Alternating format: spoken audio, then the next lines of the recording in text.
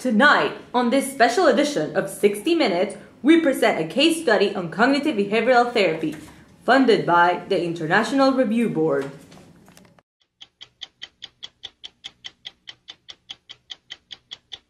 Good morning, I am Jennifer Unical. Welcome to 60 Minutes Present. We have met some amazing scientists over the years, but tonight we have a scientist who focused on a single case study.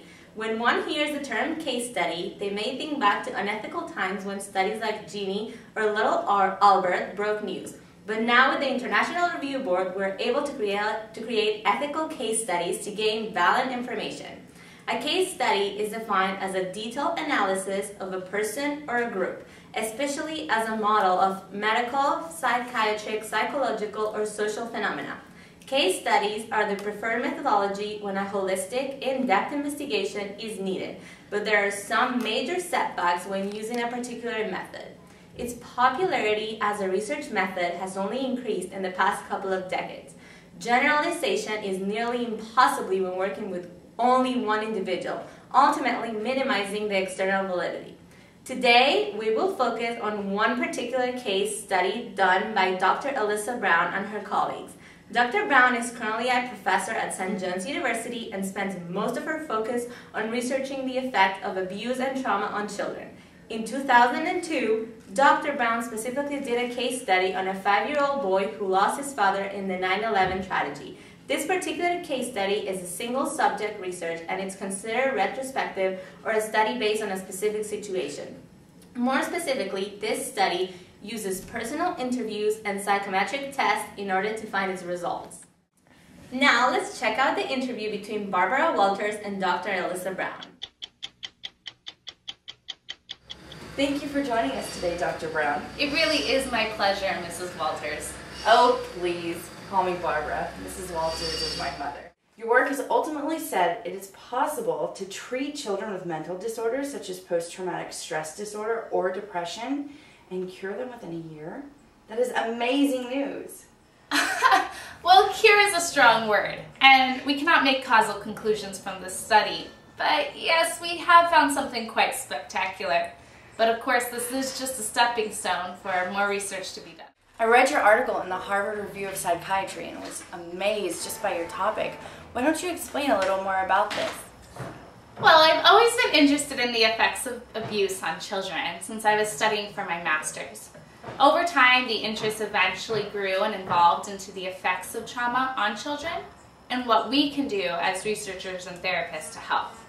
Adolescence is such a fragile time of development. Any tragic moment can disrupt this development and create a mess for the child that will most likely be treated much later on in their life. Well, what motivated you to do this particular research? Case studies are not very popular, and I am interested in your reasoning of doing this particular study. As you know, September 9th, 2011 just occurred, and it was a once-in-a-lifetime chance to study children that may be facing depression and post-traumatic stress disorder. Children that have experienced trauma like this is a very small population. I know that may sound a little morbid, but you must remember that this research was not just to understand children in this small population, but to learn how to help them.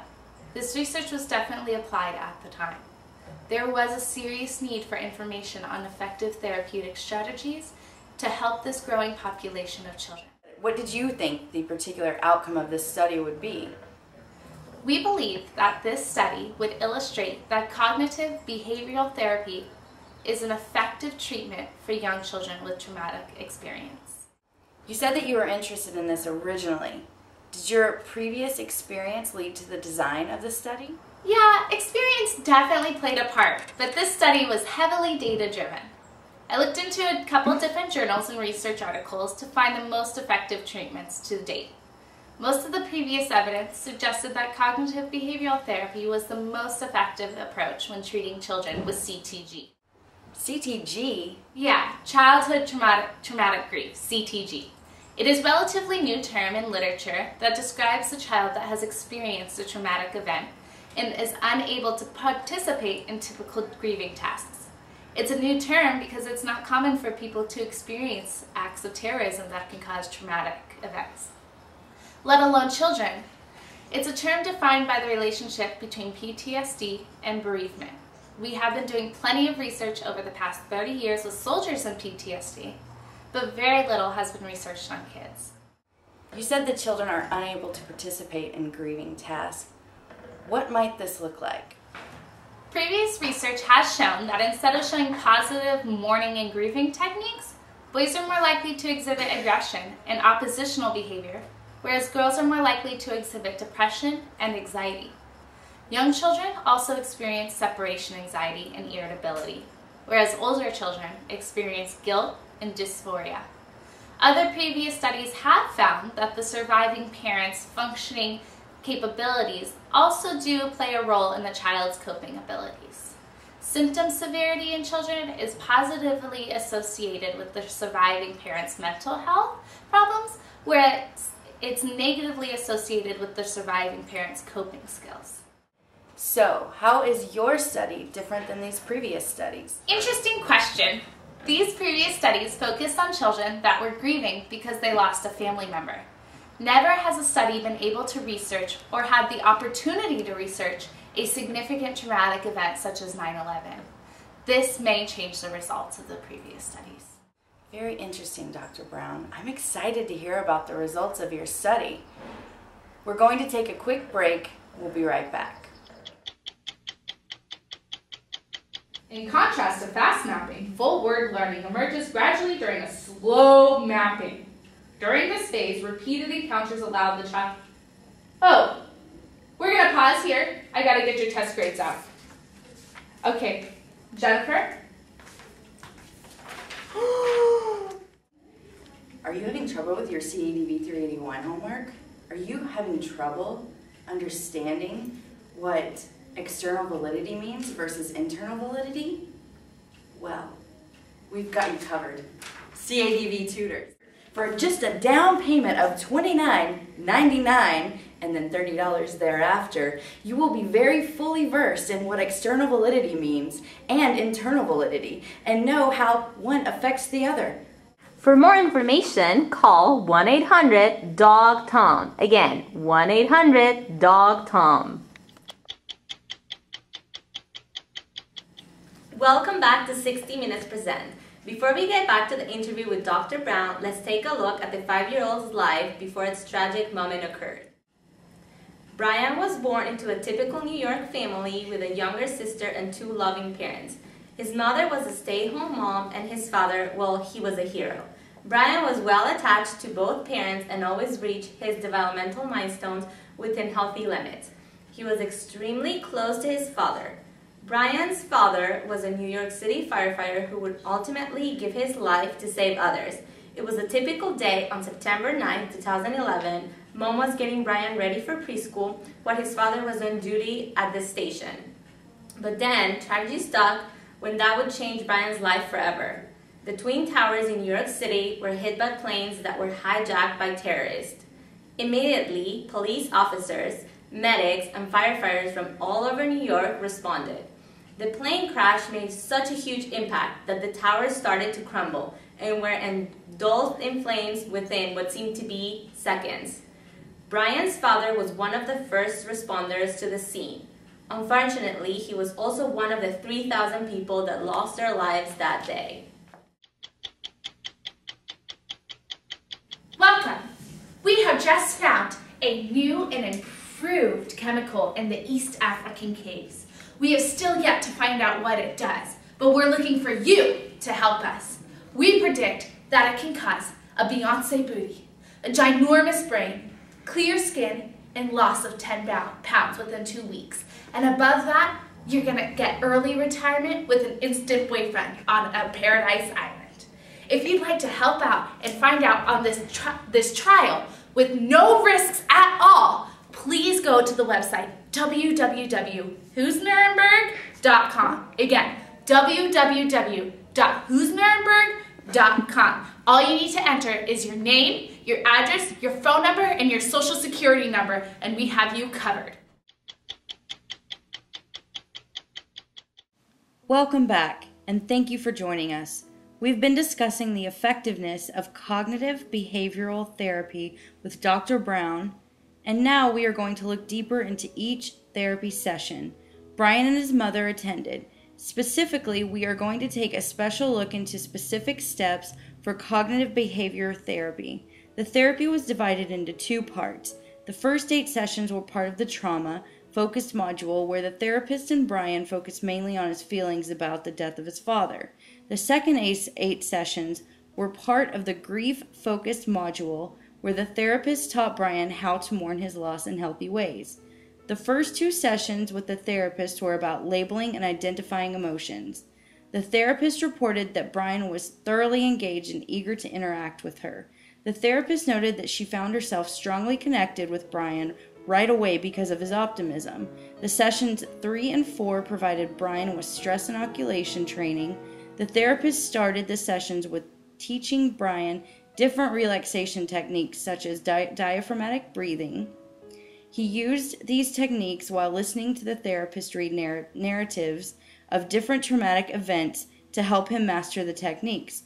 The therapist found it particularly hard to describe metacognition to Brian, so she used many metaphors to teach Brian what cognitive restructuring was. She described it like watching TV. When there's a scary show on the television, we turn the channel and find something less scary.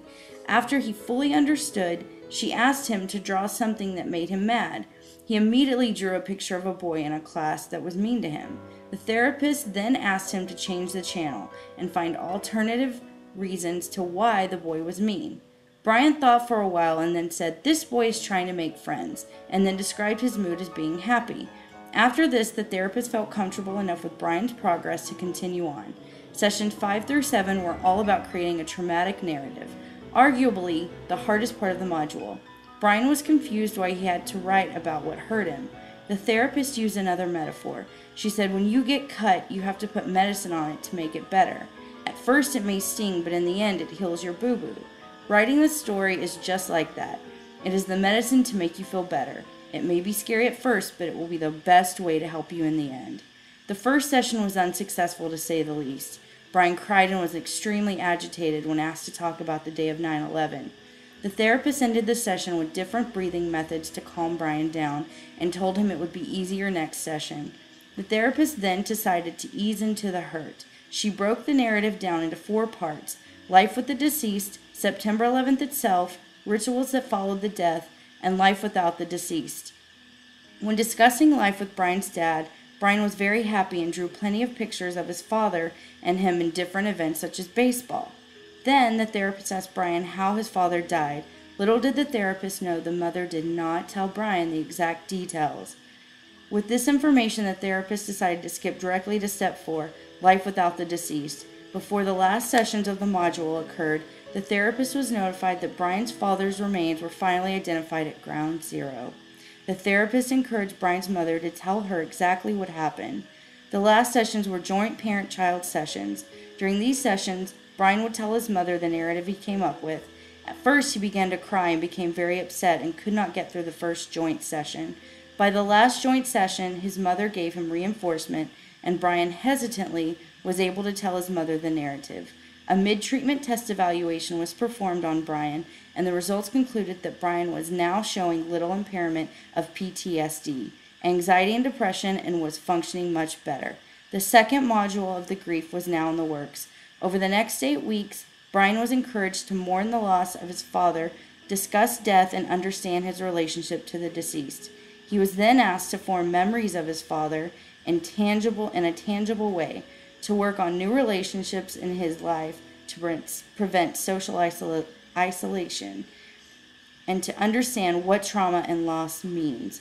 The very last session was another joint session where Brian and his mother focused on how they would face upcoming challenges together in a healthy way. During this last module, it was very important that the therapist also start to help Brian be independent and remind him that these sessions were going to end soon. After the sessions end, there was a post-treatment and a 6-month follow-up result, which we will hear about right after this commercial break.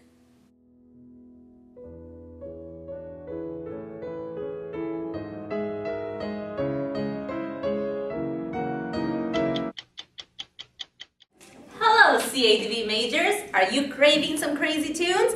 Listen up, this one is for you. Tom, don't preach. I'm in trouble deep. Tom, don't preach. I've been losing sleep. I can't make up my mind on my research study. Ooh, you gotta do my study, yeah. Put your pens down, they're teaching vendor of Vygotsky and Piaget. Yeah, I'll see you in Sequoia Hall. Yeah, studying Sequoia Hall. Hey group, I just met you, and this is crazy. So do my research, cause I got lazy. Before you came into my life, I got bad grades. I got bad grades. If you like what you hear, order now on Dr. Tom's Moodle page.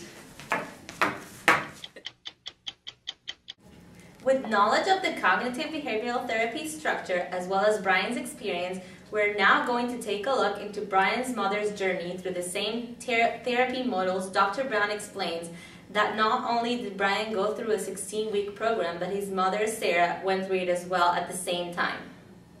This encouraged not only the healing process in Sarah, but allowed Sarah to acquire strategies that will help Brian throughout the mourning process. Sarah followed the exact same schedule. It was adjusted for her though. Once the first session started, the therapist reported Sarah as motivated and goal-driven. She knew she was going to make a difference and wanted to start working on healing her family right away.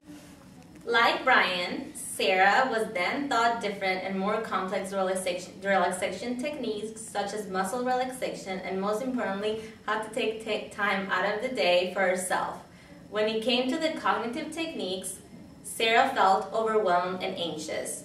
She felt like she could not be the perfect mom and accomplish all the goals she had originally set for herself in the beginning of the sessions.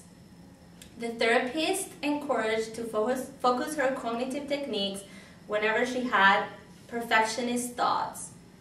Whenever she was overwhelmed, she had to take a step back, self-monitor, and challenge her own ways of thinking. Creating the narrative was a process that helped Sarah with her own grieving, as well as prepare her to hear Brian's narrative for the first time. Most of Sarah's narrative focused on the anxiety she felt when she was not aware if her husband was alive or dead.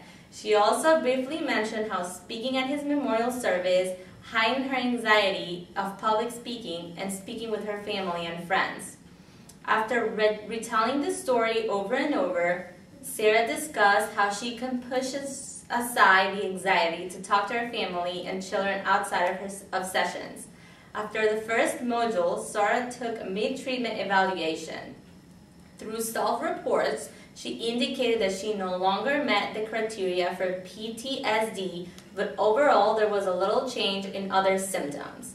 Dr. Brown suggests that this might be because she needed the grief-focused model as well to see full results. With that, Sarah continued on to her last 8 weeks.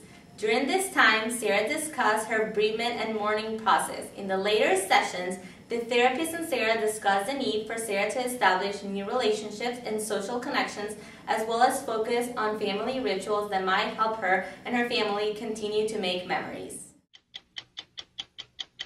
Welcome back to our cognitive behavioral therapy segment. We return with the news you have all been waiting for, Brian's results. So we've discussed case studies, your inspiration for this particular case study, and the procedures. Now let's get into the gritty details. Did all this work end up meaning anything at all? Or was it one big waste of time? Well, I hope that regardless, it wasn't a waste of time. We worked so hard on this study for it to mean nothing, regardless of the results. Plus, we either gained knowledge, but in all serious matters, we did an immediate self-report evaluation. By the end of the session, Brian turned 6 years old, and he was able to complete his own self-evaluations with the help from his mother. Sarah reported Brian was still not able to go anywhere without her, but he was also categorized with typical levels of anxiety, adaptability, and depression. So that was it? There was only one post-treatment evaluation? Do you really think that once the real world hit and the session stopped, that Brian and his mother would be perfect? Well, that's really tough to say, but I would say absolutely not. So we did a follow-up interview with Brian and Sarah after 6 months of the treatment. Brian met the criteria for no mental disorder and maintained all of his techniques and skills learned from the therapy sessions. Above all these results, Sarah also showed more improvement in her psychiatric systems. The results were better than we expected. That's amazing. So you can make causal conclusions from this report? I wish, but unfortunately, no. We are unable to say that for sure cognitive behavioral therapy is the most effective way in treating children with PTSD symptoms. But this information definitely can add to the growing research and inspire more research to come. If there's anything this case study taught you, what would you say that it was?